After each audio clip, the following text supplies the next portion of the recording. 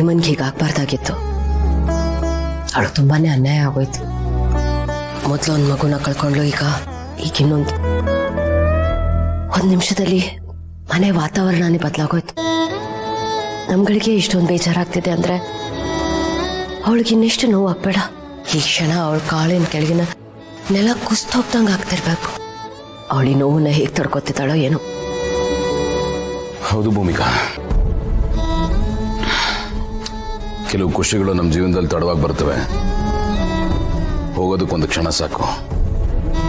ಒಂದು ಕ್ಷಣದಲ್ಲಿ ಎಲ್ಲ ಮುಗಿದೋಗುತ್ತೆ. ನಿರೀಕ್ಷೆ ಬಹಳ ನೋವು ಕೊಡುತ್ತೆ. ಮಹಿಮಾನ ನೀವು ಇತ್ತೀಚೆಗೆ ಗಮನಿಸಿದ್ರಲ್ವಾ, ಎಷ್ಟು ಖುಷಿಯಾಗಿದ್ಲು. ಅವಳ ಮಾತಲ್ಲಿ, ಕಣ್ಣಲ್ಲಿ, ಮಾಡೋ ಪ್ರತಿಯೊಂದರಲ್ಲೂ ಜೀವಂತಿಕೆ ಇತ್ತು. ಆ ದೇವ್ರು ಕೊಟ್ಟಂಗೆ ಮಾಡಿ ಕಿತ್ಕೊಂಬಿಟ್ಟ.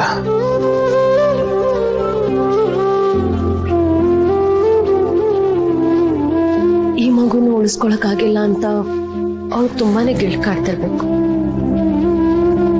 ಇದೆಲ್ಲ ನನ್ನಿಂದಾನೇ ಆಗಿತ್ತು ಅಂತ ತನಗ್ ತಾನು ಬ್ಲೇಮ್ ಮಾಡ್ಕೊಂಡು ಇನ್ನಷ್ಟು ನೋವು ಕೊಡ್ಕೊಂಡಿರ್ತಾಳೆ.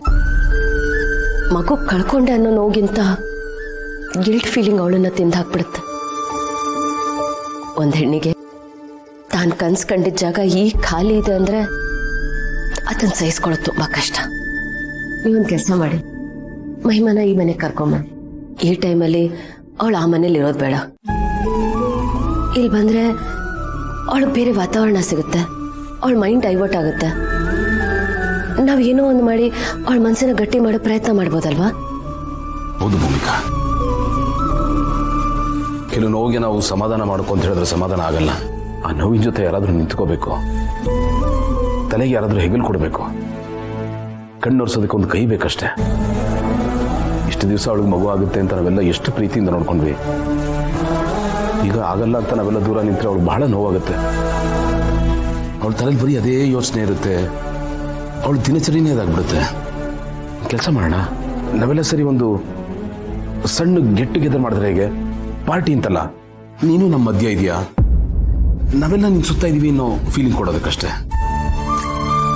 ಅವಳು ಇಲ್ಲಿಗೆ ಬಂದಾಗ ನಾವೆಲ್ಲ ತುಂಬ ನಾರ್ಮಲ್ ಆಗಿ ಬಿಹೇವ್ ಮಾಡೋಣ. ಅಂದರೆ ಅವಳಿಗೆ ಅಯ್ಯೋ ಪಾಪ ಅನ್ನೋ ಥರ ಮಾತಾಡೋದು ಬೇಡ, ಅನುಕಂಪ ತೋರಿಸೋದು ಬೇಡ. ಸುಮ್ಮನೆ ಹಾಗೆ ತರಲೆ ಮಾಡೋಣ, ಮಾತಾಡ್ಸೋಣ, ನಗ್ಸೋಣ, ಕಾಲು ಎಳೆಯೋಣ, ತಮಾಷೆ ಮಾಡೋಣ. ಒಟ್ಟಿನಲ್ಲಿ ಅವಳು ಖುಷಿಯಾಗಿರ್ಬೇಕು.